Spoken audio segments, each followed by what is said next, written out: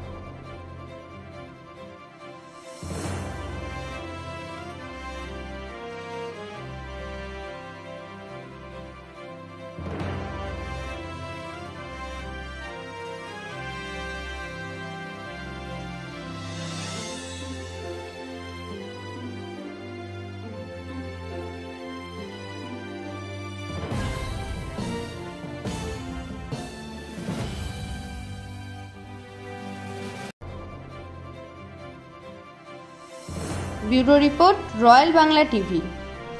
সমবায়িকা স্বপ্ন পূরণে অঙ্গীকারবদ্ধ।